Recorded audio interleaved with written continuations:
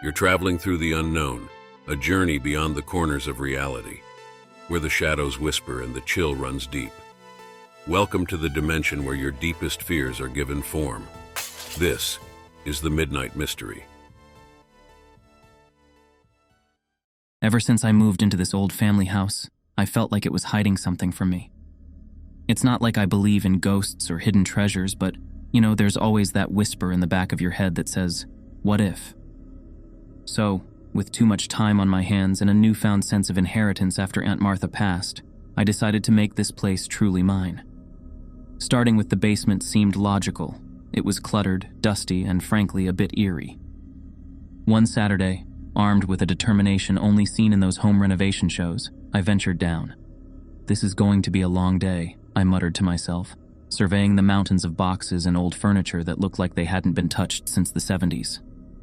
I started with the boxes, sorting through memories, junk, and a surprising amount of old newspapers. Hours passed, and I had made decent progress when my hand brushed against something cold and metallic, hidden beneath a frayed rug. Curiosity piqued, I cleared the area to find a small, ornate door handle set into the floor. No way, I breathed out, a mix of excitement and disbelief coursing through me. A secret door? Here? Kneeling down, I examined it closer. It was definitely a door, complete with an old-fashioned lock that looked like it needed a key I definitely didn't have. The logical part of my brain told me to be cautious, but when has the logical part ever won against curiosity? I remember pausing, a part of me knowing this could change everything. Well, here goes nothing, I said aloud, not entirely sure who I was talking to. I fetched a few tools from the garage, and with a bit of effort and a lot of noise, I managed to pry the door open. The rush of cool air that greeted me was unexpected. Peering inside, I saw steps leading down into darkness. An actual secret room? The words felt surreal as they left my mouth. Fetching a flashlight, I hesitated only for a moment before descending. The room was unlike anything I had imagined. It was preserved, almost untouched by time, filled with objects and furniture that seemed to belong to a different era. In the center, a large, heavy-looking book lay on a table, its cover embossed with symbols I couldn't recognize. I picked up the book, the pages filled with handwritten notes, sketches of strange artifacts and passages in a language I didn't understand. It was fascinating, and I couldn't help but feel like I was meant to find this. "What were you up to, Aunt Martha?" I whispered, half expecting an answer. It was then I heard a noise, a creak from the stairs I had just come down. My heart skipped a beat. "Hello?" I called out, shining the flashlight towards the staircase. But there was nothing there, just the empty path I had walked. Shaking off the feeling of being watched, I decided it was best to go back upstairs, promising myself I'd return tomorrow. There was a mystery here, and I was determined to unravel it. Little did I know, this discovery was the beginning of an obsession that would consume me, blurring the lines between reality and something far darker. As I locked the basement door behind me that night, the air felt charged, heavy with anticipation. Or was it a warning? Waking up the next day, the memory of the secret room felt like a dream, one of those that's too good to let go of. I half expected to walk into the basement and find nothing but wall where the door had been. But there it was, just as real in the daylight as it had been under the beam of my flashlight. I couldn't shake off the excitement, a feeling I hadn't felt since I was a kid on Christmas morning. With a steaming cup of coffee in hand, I descended into the basement once again, this time with more resolve. The room awaited, silent and imposing. As I stood at the threshold, I hesitated. "You're being ridiculous, Dean," I scolded myself. "It's just a room." Taking a deep breath, I stepped inside, the air cool and musty, like stepping into the past. I spent the morning exploring every inch. The book I had found the day before was filled with entries that read like a mix of a diary and a scientific journal, penned by an ancestor I never knew I had. Charles, a name that felt both familiar and foreign. His writings were cryptic, filled with references to rituals and power, a pursuit of something beyond the grasp of ordinary men. The more I read, the more I was drawn in. Charles spoke of a breakthrough, a discovery that would change everything. But the details were frustratingly vague. What had he found? And more importantly, where was it? Where? My curiosity turned into an obsession as the days passed. I barely noticed. Friends called, but I ignored them, my thoughts consumed by Charles's work. I started seeing patterns in the random symbols in the mundane. It felt like I was on the verge of something monumental. One evening, as I pored over the pages by the light of a flickering candle, electricity felt wrong in that space. I found it. A reference to a hidden compartment within the room, a place where Charles stored his most precious findings. The excitement was palpable as I searched, touching every inch of the walls until, finally, my fingers brushed against a seam. A hidden panel. Heart racing, I pressed, and with a click it swung open, revealing a small alcove. Inside was a box, ornate and locked tight. My hands trembled as I picked it up. This was it.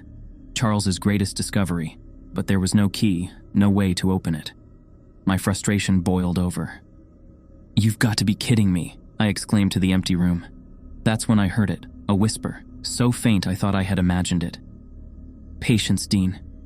I froze, the box in my hands. The voice was unfamiliar, yet it filled the room, echoing off the walls. I was alone, but at that moment, I understood a fundamental truth. I wasn't. "Who's there?" My voice sounded small, swallowed by the shadows. No answer came, but the air shifted, growing colder. I realized then that I had stepped into a world far beyond my understanding, one that Charles had been a part of. Placing the box back, I left the room, a mix of fear and intrigue propelling me forward.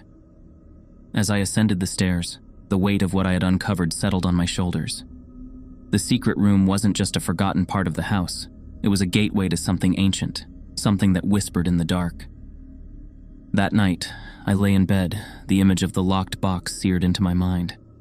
I knew one thing for certain. I had to find the key, and I had a feeling that whatever lay inside would change everything. But as I drifted off to sleep, a part of me wondered if some doors were meant to stay closed. My curiosity turned into an obsession as the days passed. I barely noticed. Friends called, but I ignored them, my thoughts consumed by Charles's work. I started seeing patterns in the random symbols in the mundane. It felt like I was on the verge of something monumental. One evening, as I pored over the pages by the light of a flickering candle, electricity felt wrong in that space. I found it. A reference to a hidden compartment within the room, a place where Charles stored his most precious findings. The excitement was palpable as I searched, touching every inch of the walls until, finally, my fingers brushed against a seam. A hidden panel. Heart racing, I pressed, and with a click it swung open, revealing a small alcove. Inside was a box, ornate and locked tight. My hands trembled as I picked it up. This was it. Charles's greatest discovery, but there was no key, no way to open it. My frustration boiled over. "You've got to be kidding me," I exclaimed to the empty room. That's when I heard it, a whisper, so faint I thought I had imagined it. "Patience, Dean." I froze, the box in my hands. The voice was unfamiliar, yet it filled the room, echoing off the walls. I was alone, but at that moment, I understood a fundamental truth. I wasn't. "Who's there?" My voice sounded small, swallowed by the shadows. No answer came, but the air shifted, growing colder. I realized then that I had stepped into a world far beyond my understanding, one that Charles had been a part of. Placing the box back, I left the room, a mix of fear and intrigue propelling me forward. As I ascended the stairs, the weight of what I had uncovered settled on my shoulders. The secret room wasn't just a forgotten part of the house. It was a gateway to something ancient, something that whispered in the dark. That night, I lay in bed, the image of the locked box seared into my mind. I knew one thing for certain. I had to find the key, and I had a feeling that whatever lay inside would change everything. But as I drifted off to sleep, a part of me wondered if some doors were meant to stay closed. Days blurred into nights, a ceaseless cycle of research, reading, and restless sleep. The room had become my world, its secrets whispering to me in the quiet moments, urging me forward. I couldn't shake the feeling that I was on the brink of something monumental, something that had consumed Charles, and now beckoned to me from beyond the veil of time. My friends' concerns grew louder, their voices messages left unheard on my phone. "Dean, you're scaring us. Please, let's talk." But their words were just noise against the symphony of discovery that played in my mind. I was close, so close to unlocking the truth hidden within the box and the room. One evening, as I sat surrounded by my notes and the flickering candlelight that had become my only source of comfort, I found it. Not the key to the box, but to the room itself. Charles had hidden a message, not in the diary, but within the very walls of the room. It was a ritual, one that promised to unlock the secrets he had buried with him. The excitement I felt was indescribable. "This is it," I whispered to the shadows. "This is how I find the answers." The ritual required things I could only find within the house, objects that held emotional significance. It felt as though Charles had designed it, knowing one day I would follow in his footsteps. Gathering everything I needed, I waited for the stroke of midnight. The time Charles insisted was the only moment the ritual could be performed. The air grew heavy, charged with anticipation or perhaps warning. I ignored the shiver that ran down my spine, the feeling of eyes watching from the darkness. "I'm not afraid," I lied to the empty room and to myself. As I began reciting the words Charles had written, the candle flames danced wildly, casting long shadows that twisted and turned in the corners of the room. A wind that had no source howled through the sealed space, and for a moment I hesitated. But the desire for knowledge pushed me forward, driving me to complete the ritual. When it was done, the room fell silent, the candles snuffed out by an unseen force. A cold dread filled me, the realization that I had crossed a threshold from which there was no return. The darkness felt alive, breathing, and in it I heard the whisper again, louder now, a chorus of voices that spoke a single word: "Free." I reached for my flashlight, the beam cutting through the darkness to reveal that the room had changed. The walls, once filled with the benign clutter of the past, now pulsed with a malevolent energy. And the box, the focus of my obsession, sat open on the table, empty. Panic set in.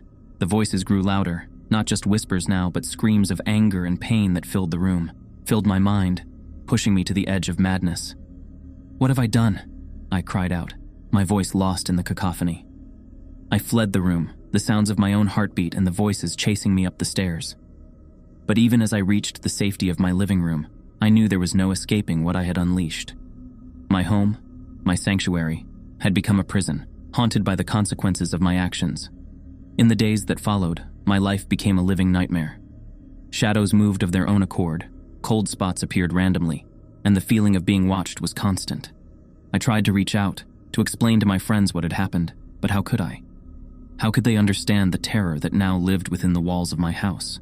I was alone, trapped by my own curiosity, and the obsession that had led me down this path. The room, Charles's legacy, had become my tormentor, a daily reminder of the price of seeking knowledge that was never meant to be uncovered. As I sat in the darkness, the whispers my only company, I realized the truth. The box had never been meant to be opened, the secrets never meant to be discovered, and now I was bound to them, a prisoner of the dark curiosity that had led me to this moment. And so I waited, trapped in the nightmare of my own making, wondering if there was any escape from the horror I had invited into my home. The house no longer felt like mine. It had become a shell, haunted by echoes of the past and the malevolent presence I had unleashed. Sleep eluded me, nights spent listening to the whispers that seemed to seep from the very walls. My days blurred into a continuous loop of searching for answers in Charles's diary, hoping to find a way to reverse what I had done. I knew I was losing myself, caught in the web of obsession and fear. Yet there was a part of me that refused to give up, clinging to the hope that there was a solution, a way to fix everything. One afternoon, as I sat amidst the chaos of my once orderly living room, a breakthrough came. Not from the diary, but from a conversation I imagined having with Charles. "You wanted knowledge, Dean," I heard him say in the depths of my mind. "But did you ever stop to think about the price?" His words struck me, a realization that I had been so blinded by my desire to uncover the secrets of the room that I hadn't considered the consequences. It was this recklessness that had led me here, to this moment of despair. Determined, I dove back into the diary, reading between the lines, searching for anything I might have missed. And there, hidden in the margins of a page I had read a dozen times before, was a note. A potential solution, but one that came with its own warning. To reverse the summoning, a sacrifice must be made, a tether to bind the entity back to its realm. The words chilled me to the bone. A sacrifice. What had Charles meant? My mind raced with possibilities, each more horrifying than the last. But as the shadows grew longer, and the whispers louder, I knew I had no other choice. I had to try. Gathering the remnants of my courage, I prepared for the ritual. The house seemed to sense my intention, the atmosphere heavy with anticipation, or perhaps a hunger for what was to come. As midnight approached, I began. The ritual was more complex than the first, requiring every ounce of my will and concentration. The air around me crackled with energy, the whispers crescendoing into an unintelligible chant. And then, silence. A heavy, oppressive silence that weighed on my chest like a physical force. I waited, breath held, for any sign that I had succeeded. But what came next was not the relief of release, but the realization of my naivety. The entity had never intended to leave, its whispers now clear in my mind. "You cannot bind what you do not understand, Dean. You have only strengthened me." Panic set in as the house seemed to come alive, the shadows twisting into grotesque forms, the air thick with the smell of decay. I had failed, and in my failure, I had made things worse. I fled the room, the entity's laughter echoing in my ears, a sound that would haunt me for the rest of my days. The house, once my refuge, was now a prison, a reminder of the cost of my curiosity. In the days that followed, I became a shell of my former self, trapped in a nightmare of my own making. The entity made its presence known, a constant tormentor, turning every shadow into a threat, every noise into a warning. I had unleashed something ancient and malevolent, and now it was bound to me, a dark companion that I could not escape. The realization that my actions had consequences, not just for me but for anyone who crossed the threshold of the house, weighed heavily on me. As I sat in the darkness, the only light the flickering candle that had become my constant companion, I understood the true horror of my situation. I was alone, utterly and irrevocably alone, with only the whispers of the entity for company. The house, with its secrets and shadows, had become a labyrinth, a trap that I had sprung on myself.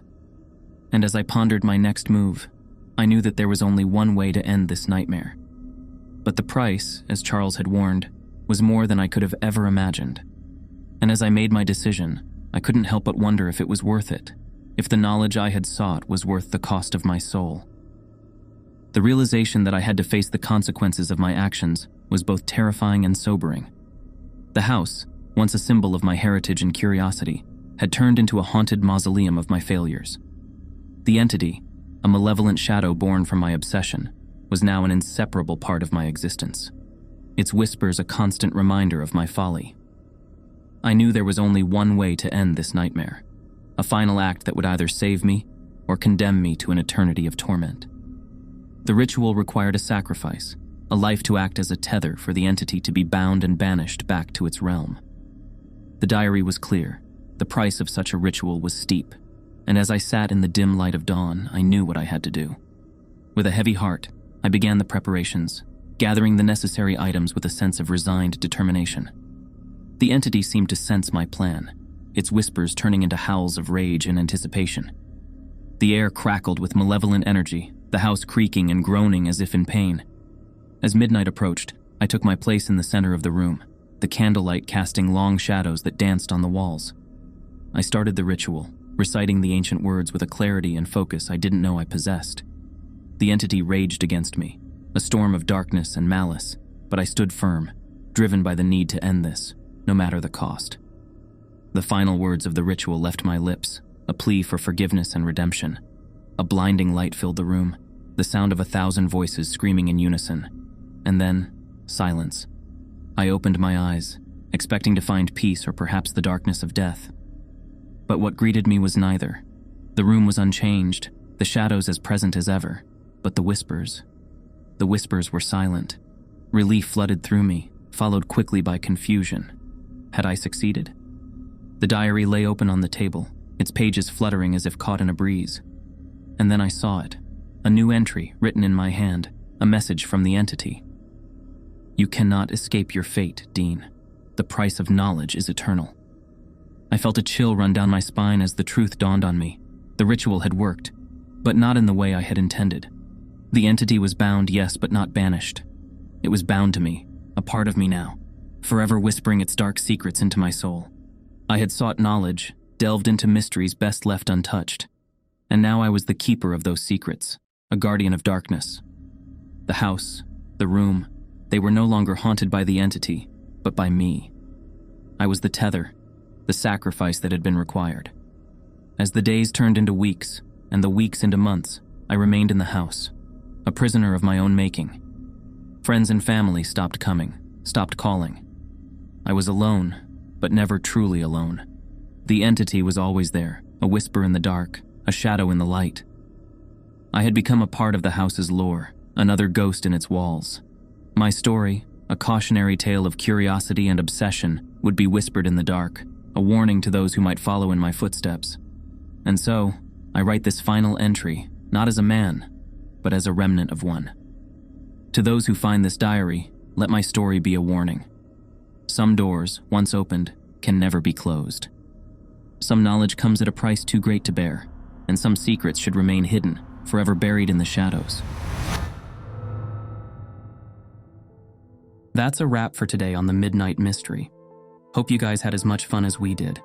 If you liked what you saw, hit that subscribe button and give us a thumbs up. Oh, and don't be shy. Drop a comment below with your thoughts or any cool mystery ideas you want us to check out. Until next time, we'll see you in the next Midnight Mystery.